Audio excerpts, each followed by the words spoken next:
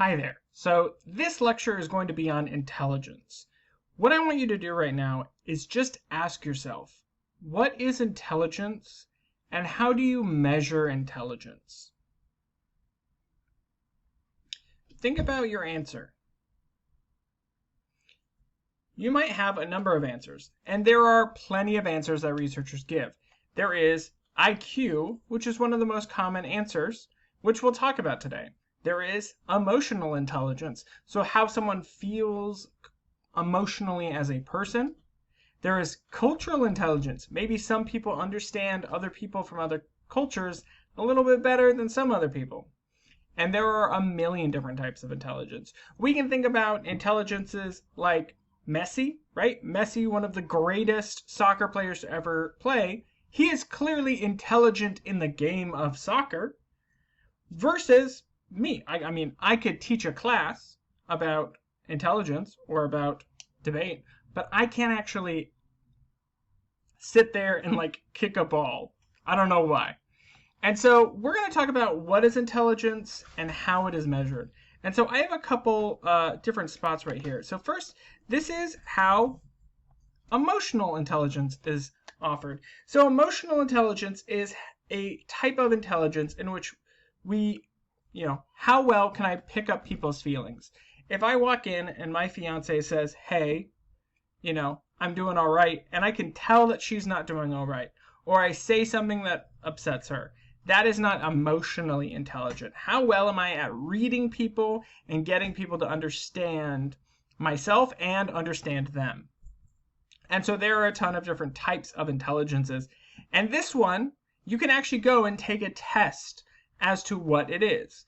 Now, emotional intelligence is very similarly regarded as IQ. So these are kind of questions that go hand in hand.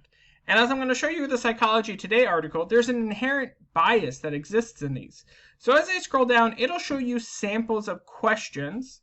So look, it has a picture of this girl, and it just says, on a 1 to 5 scale, what emotion is this girl feeling?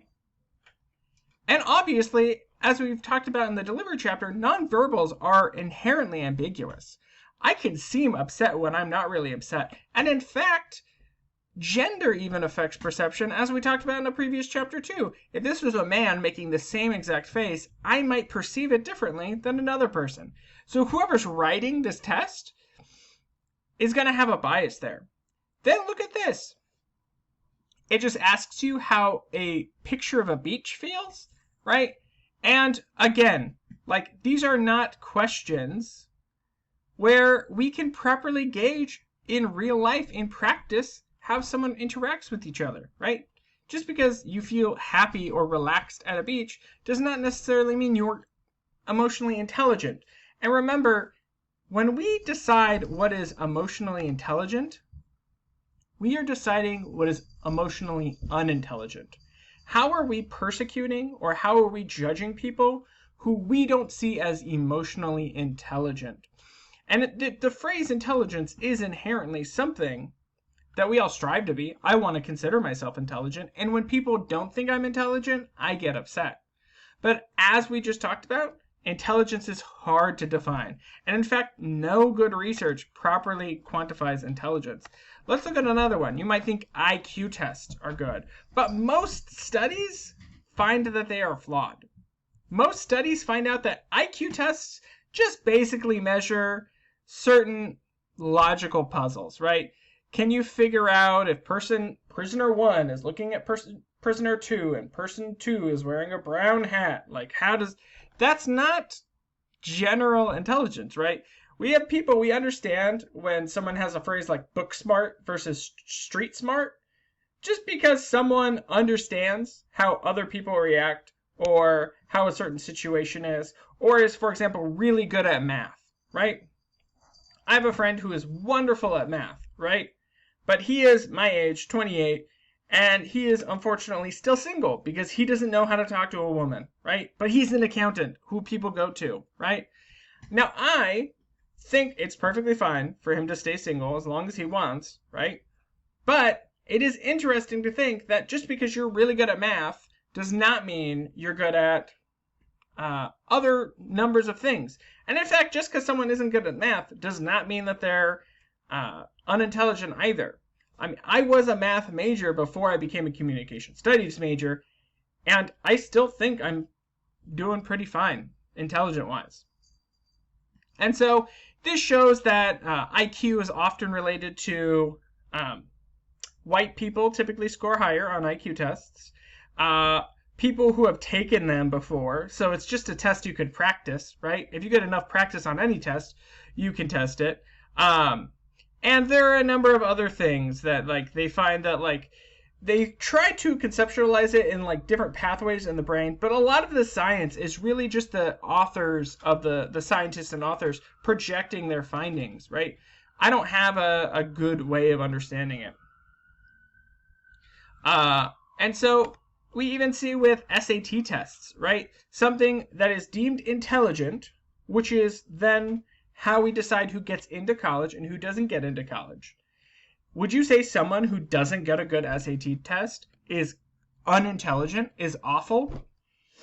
Right?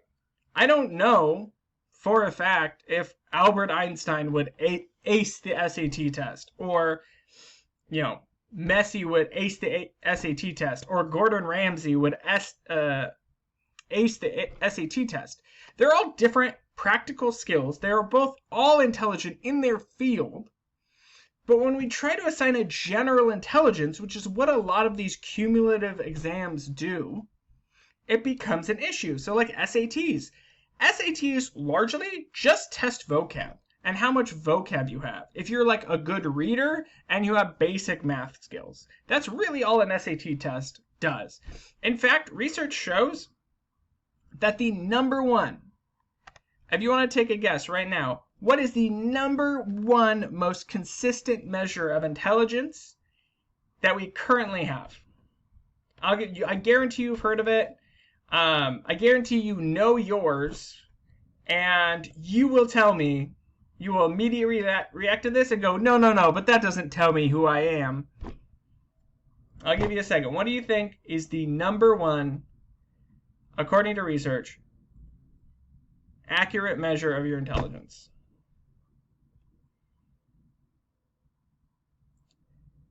It is your GPA. Isn't that insane? Think about all the issues with your GPA that might not actually be accurate, right? Whether or not a GPA actually translates to someone's intelligence. What if I was going to school and then one semester I had a parent pass and I failed all my classes that semester because I couldn't emotionally take it? I had to drop out. And now my GPA is like a 2.0. That doesn't indicate that I'm unintelligent. And even if I get a bunch of A's and I make up some grades, right, and I get a GPA back to 3.5, does that mean because my parent passed and I had a bad semester that this person with a 4.0 is more intelligent than me? That's not how intelligence works. We're human beings. And even if we want to think about general intelligence, right, we can think about all the issues that are bad with GPAs. And that's actually why colleges are transitioning to letters and GPA instead of SAT questions, because, and this is why they think it's the most successful, is because a higher GPA is the most likely thing to make you graduate college. That's all that says. That's why that's the biggest indicator, which is wild to think about because that's not always true. I mean, I know plenty of people who C's got degrees all the way through, right? And so we can even think about how this imparts culture. Have you ever noticed that some people are really bad at talking to people of other cultures? My fiance is obviously Mexican. She has darker skin. My parents are nightmares when they talk to her. My sister too. They, for some reason, cannot comprehend that she has different perspectives. In fact, this is a true story. On Christmas, they walked up and showed her a little statue they added to their garden of a Dia de los Muertos. My fiance, who does not celebrate Dia de los Muertos, is taken aback because not only does she not celebrate, it's Christmas. Mexican people celebrate Christmas. And all of a sudden, it is making my fiance feel otherized in a predominantly white household. I mean, my sister is married to a half Mexican man, and I have an aunt who's Mexican, but that's about it. Everyone else is white.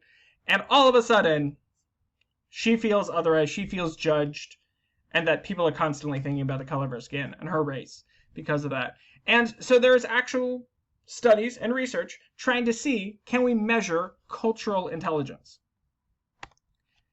And so immediately we look at this Sage Journal article published 2 years ago. Can we even measure it? There's currently a test to measure if you are culturally intelligent. And remember, whenever we're establishing what intelligence is, we are establishing who is unintelligent by that binary standard, right? And so, can we even measure it? There's 20 years of doing so where we use cultural intelligence, and there's a specific answer with like 13 different ways in which you test it. But how do I know like every culture? What if you're just asking me about something and I just happened to know a lot about this thing, right? Just because I've, grown up around people of color does not necessarily mean, and just because I'm aware of other cultures, like I'm aware of Mexican culture, I'm aware of Korean culture, I'm aware of Japanese culture, I'm aware of Italian culture, right? Just because I'm aware of those specific things, what if those are just the specific things they test on, right? And so it's really hard to dictate what is culturally intelligent, right? What if I just know something random about, Thailand, and all of a sudden that makes me more culturally intelligent than you, right? And there are different ways in which you can, and there are different reasons why we have these intelligent markers, because we can then identify issues or things that come up, but we need to think about what is intelligence. I talked about before, I gave examples of people who I would think are intelligent, right? I think my fiance is intelligent, even though she struggles to write her papers. I think that my mother is an intelligent person when it comes to cooking and real estate. I think my dad's super intelligent when it comes to construction. He could take anything and build a way around to fix something. I think my old roommate was intelligent. He was a plumber. He could fix any plumbing issue, right? We don't even have to think about people I know, right? People in your life that are very talented in whatever they do, right? We can use real life examples, right? Gordon Ramsay is a wonderful chef, right? He's creative, he's passionate. Then we think of an artist like Frida Kahlo. Like, she is so powerful and creative and has made an impact on this world. And then we think of people like Aristotle and Socrates, people who are so well known for their critical thinking that their legacy has been carried on for thousands of years, right? And then we think of people who are like musical artists, right? I like to think of like Beyonce, right? Like, Beyonce has released good music. Like, Billie Eilish has created good music for years at this point, and they are continuing to create and evolve, and that is intelligence, right? And so how do we measure this intelligence? And so there is one way in which we've tried to measure this intelligence. There are visual or spatial. Do I understand how different spaces work, how things look, right? Maybe you have a really good friend who's really good at home decorating. We have linguistic and verbal people who are really good at logical reasoning and math. We have interpersonal people who are very good at like talking to people, right? I would say I'm intelligent here. I'm really good at talking to people. There are intrapersonal people who are really good at understanding their emotions and the reasons they do things, right? Think about therapists, right? Therapists are very intelligent at helping you connect back to trauma you don't even realize you have, and they're just doing that based on their own level of skill and intelligence. There's logical, mathematical people who are really good at the sciences, right? That was my issue. I was a math major, but I was horrible at science. Physics just didn't click for me for some reason, and I didn't do that, right? There's musical, there's bodily kinesthetic, and then there's also naturalistic, like people who are just in tune with like being able to go into nature and understand. Like, if you have a green thumb, I think, oh my gosh, so intelligent. And there are just so many different ways in which we can think of intelligence that I think hopefully this helps you question what you think you mean when you say someone is intelligent. And when you say that, do you understand the implication that you are actually saying that a person without this skill, without the person inability to cook, inability to write a paper, inability to do a math problem, is an unintelligent person? Okay.